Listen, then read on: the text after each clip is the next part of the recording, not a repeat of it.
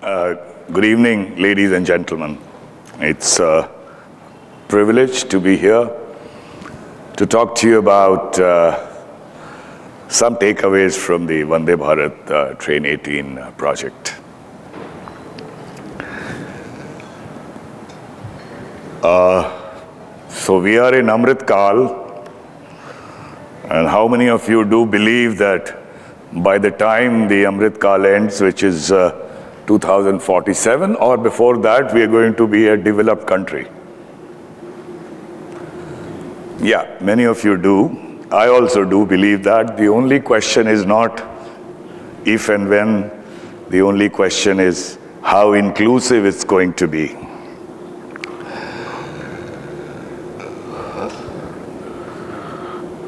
In The Merchant of Venice, Portia at one stage says that if to do were as easy as to know what were good to do, if to do were as easy as to know what were good to do, chapels had been churches and poor man's cottages princesses' palaces. So, in the same vein, it's as the conference summit opens today, it's very easy to come and speak and lecture. I will not do that, because if to do were as easy as to come here and speak to you, I will only limit myself to whatever little I have been able to do with my team, wonderful team that was always bequeathed to me, proof of the pudding as I call it. I will, of course, begin with these wonderful words of the people's president, that the dream is not the thing you see in sleep, but is that thing which does not let you sleep.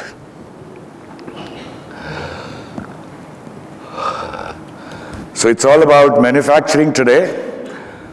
The Make in India initiative of Government of India started in 2014 to make India a manufacturing hub, a factory of the world. Came COVID, after some successes, some failures. It was rejigged into Atmanirbhar Bharat with the belief that these lions of India would roar into self-reliance.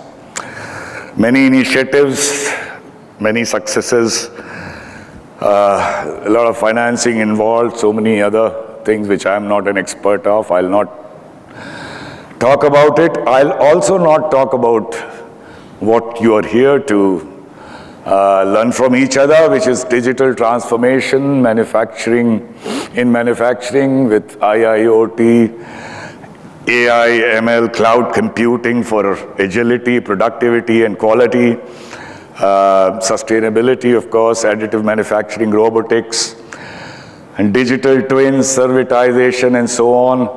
I'm hardly someone who can really come to you and speak about it, so I will not do that. I will only speak a little bit culled from my experience of the project and earlier. And having done that, I'll take my place and try to learn from you. The spirit of Atmanirbhar Bharat is what is important in manufacturing or otherwise, and that is, it's not mere manufacturing. Mere manufacturing can take you to a level which, if I can quote, maybe Japan was there in post-World War II, China was there early 2000s, we are here at that cusp. It's a question of developing products. Whatever runs in railways, for example, whatever runs on the tracks, be it a locomotive or a train or anything, it's all manufactured in India, but the brain, the technology does not lie in India, it lies somewhere else. And we are still not, in spite of decade of what I call an oxymoron, transfer of technology, which enables almost for you to manufacture, but does not really enable you to design a product. And that's why we are not able to really manufacture to the standard we imported, because the technology is always a creation, ladies and gentlemen. It lives in the mind and the heart of the creator. There is no technology to transfer that. And that's why I say it's an oxymoron. Sorry about this.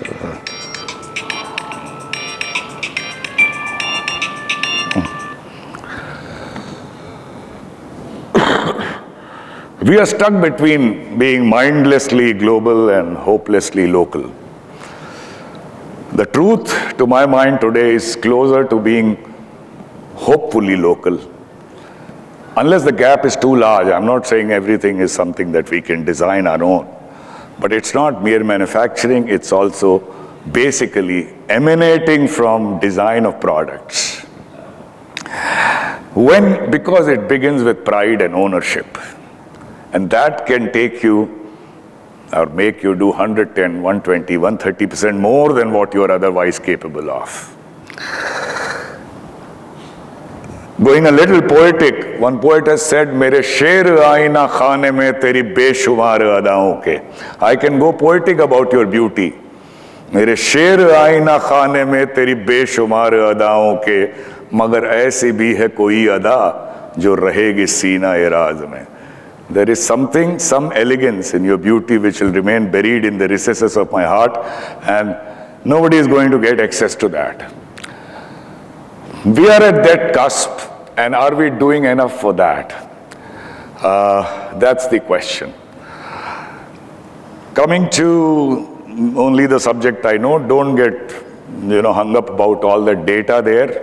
Indian Railways, 8.5 billion passengers, that's almost like everybody on earth traveling Indian Railway once a year. There's a lot of hype today and, of course, reality. I'll qualify it only with three things. I talked about India getting to be a developed country in some years, some decade, maybe a couple of decades, but strong reasons make strong action. But the same poet has also said somewhere else that action is not eloquence. Sorry, eloquence is not action. Action is eloquence, and whether we are learning enough from decades of experience to do something in the next quantum. What is relevant is this graph, and very, very important. It is not updated to this year. The level of investment in railways has gone up 5-6 times, as you can see, from around 50,000 crores to more than 2.5 lakh crores, out of which about 50,000 crore plus is in trains, rolling stock manufacture. There's a lot of manufacturing involved in civil engineering projects also. There is manufacturing of signaling systems, Kavach, the new thing which I'll talk about. It is opening up wonderful gates for those in the manufacturing sector. There's a lot of romance with Indian Railways, as you know, as you fight for the window seat and so on, but I'm not here to talk to you about the legacy of the or the romance. I'm here to talk to you about this, for the image of an Indian Railways train has not changed over the years, over decades. I always wondered, even before I joined Railways and when in Railways, is when is India going to have a aesthetically superior, a modern, technologically advanced, speedier train, and that was the seed of the story of Vande Bharat Express. Just before retirement, was the general manager of Integral Coach Factory in Chennai, the largest factory in India, manufacturing coaches, but set up in 1950s as a dream of Jawaharlal Nehru to manufacture coaches of current technology, but we kept doing more of the same, not much variation in the product, not new products. The gentleman you see in the center is Chow En-lai of China, who came to ICF in 1950s and wrote in the visitor's book that every Chinese should come here and learn how to make coaches. And every Orient should be proud of that factory. It has the Limca Book of Records of having turned out the maximum number of coaches from one premises in the world, but more of the same.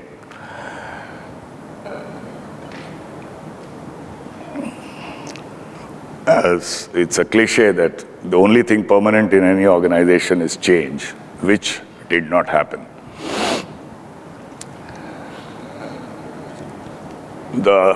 I've told it many times, and I doubt if today's where you're waiting to listen to experts on the subject side. So the story basically began with 10, 15 things. As I said, I'm not going to talk about manufacturing prowess in various areas, but simple soft skills that helped us do it. One of the things is, in whichever field, and especially manufacturing, is innovation.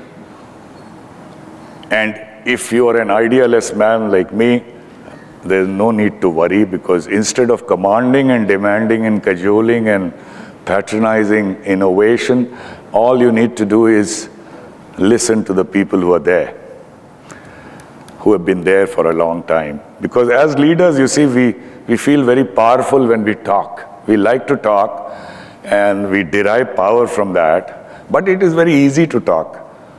There's a lot of energy involved in listening, but we don't listen.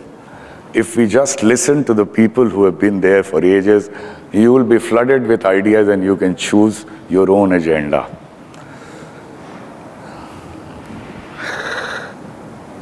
I'll not go into various HR measures that we took, but we were able to boost manufacturing by reducing the number of people. We stopped, we will not take any more men. Government factories, as you know, or government organizations are usually overstaffed, but too many cooks always spoil the broth.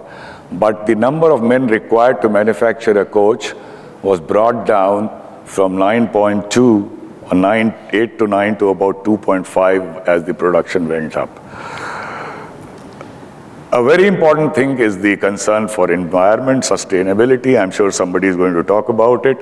By large-scale solar installations and windmills, Integral Coach Factory became the only factory which is carbon negative, consuming about 12.5 megawatt of regular power and generating 13 megawatt of regenerative power through these installations.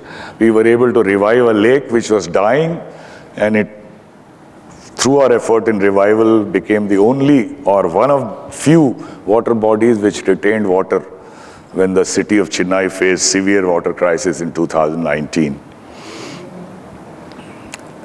A simple message here. It's a cliche to say that it's no longer that frailty, thy name is not women.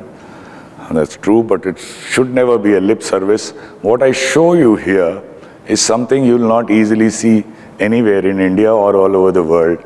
These are 29 Chennai women, aged 23 to 57, supervised by a lady supervisor and a lady officer through heavy welding, lifting, and fitting, manufacturing a railway coach entirely on their own. And their output, if not better, was certainly equal to that of men.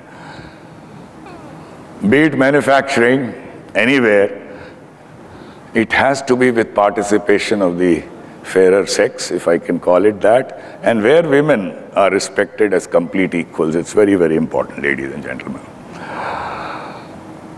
We are always, consumed so much by our concerns, we forget the small dot of our influence, where we can do something. We are so consumed by things that don't work. If we concentrate on just that, where we have an influence, it can make a huge difference. Here I was heading this factory and I had this dream all the time, as I said, the seed of the story, and if I didn't do anything about it, then it was perhaps not a dream, a pipe dream. We tell youngsters that go and live your dream. I say don't go and live your dream. Look after your bread and butter, look after your sustenance, but don't let that dream die. Let it linger, and an opportunity will come your way to realize your dream someday. Here we had the dream, the vision, a very good set of staff through various TOTs who had become expert, the opportunity. There was this doubt always that you try something new. I was talking about product building, a new train to run at 180 kilometers per hour without locomotives, all equipment mounted under the board. What if it doesn't work? Then who will be the scapegoat after we spend 200, 250 crores? And you see how we define success today is you make your effort and there is an outcome of value in the end, and that's success. And that keeps you from attempting. because the fear of not achieving that outcome, desired outcome, which would be called success. Whereas if you have given your best, you've given your commitment, your passion, your hard work, your everything, you have in a way succeeded. You may fail, the product may not be as good, but eventually, if you are giving your best, there is no way you can go on failing. These are just stepping stones. As my uncle Shakespeare has said, our doubts are traitors which make us lose the good we oft might win by fearing to attempt. Then there is another issue, is we think that not knowing something is shameful, whereas pretending to know is actually very shameful. When we were building the train, thanks to the Indian industry which had grown, not so much integral coach factory or railways, there were a lot of areas which challenged us. We could reach there thanks to the industry, but there were still gaps. How do you fill up that gap? You don't go to a company through transfer of technology, which I call an oxymoron. But you can go to product designers, in our case, rolling stock designers, which we went to. The areas where we were lacking, they were there with only one caveat, that everything that you do, every line that you draw will be with our people, whether through video link or face-to-face, so that next time we want to build a 200, 220 kilometers per hour train, they'll be able to do themselves. And that worked wonderfully. There's no replacement of hard work, of course. We wanted the train to go out in 2018 before I retired, because otherwise there was a risk that the project would be abandoned. We had 21 months to do it, to let everyone know that the train is moving out of the factory in 2018. We gave it a name, called it Train 18. And after that, it was just a story of hard work, synergy, and roadblocks, opportunities, overcoming that. I just leave you one image to show that every team is in this all together. All our meetings with foreign consultants, as well as all industry partners everyone in Chennai heat used to be done right where the train was being built. Although ICF has maybe more than 10 large conference halls. And that is because that gave the message that everyone was here building this animal for the first time all together. It was lived up to its name once again, and got actually ready in 18 months. After that, there was a lull for 2-3 years, but now it's back on rails. As of today, more than 50 such rakes, more than 100 such trains are in operation. And as you can see from these images, and it's just a beginning, it is truly transformational as far as the passenger segment of Indian Railways is concerned. The very look of it. Other things, when track gets upgraded, much more cut down in travel time and all that will happen. But remember, what the PM calls is just a train. It's not Chandrayaan or Mangalyaan or a rocket or a missile, but the kind of appreciation especially I as the leader got was unprecedented. We never worked for it. But PM covers it beautifully when he says that the train is a symbol of an aspirational and resurgent India. Now, as I finish in 1 minute, what more? I heard a news that they are planning to, it keeps coming, planning to export these trains. Good notion. But how do you export? What we export today is against Indian line of credit. Somebody wants to buy something, you first give him money, then he uses your money to buy things from you. They don't even have electrification. So they are not the countries who are going to buy this, by world standard cheap, but otherwise expensive train. Or the advanced world, we can give it to them cheaper, but they don't want anything cheaper. They will buy Europe, Europe will buy Europe, Japan will buy Japan, China makes their own, Korea makes their own. So where do you export? You export to middle-level income countries which do not have the capability to make this train, but have the money to buy it.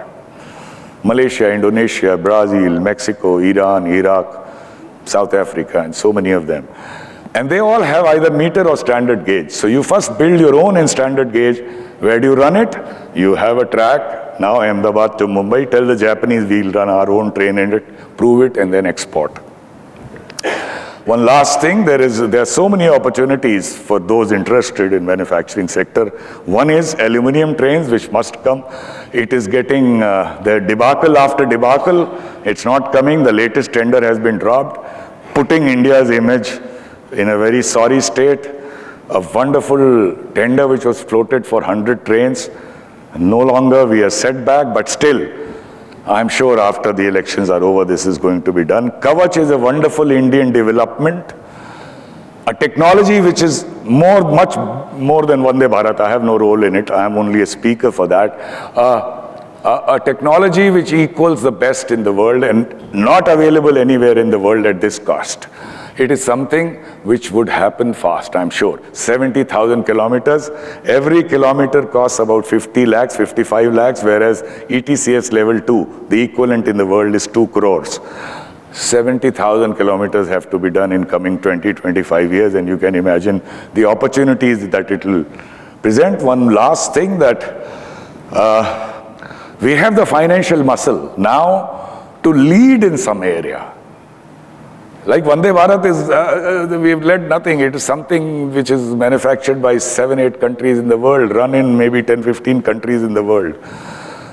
But hydrogen trains, maglev, hyperloop, or something else, it's time for India to invest in something in which we become the leader. I hope that happens, and I close by saying that. Thanks to Times Now to give me this opportunity. Every time I come to speak, I'm so happy because I relive the joy of having manufactured the train. Thanks for listening.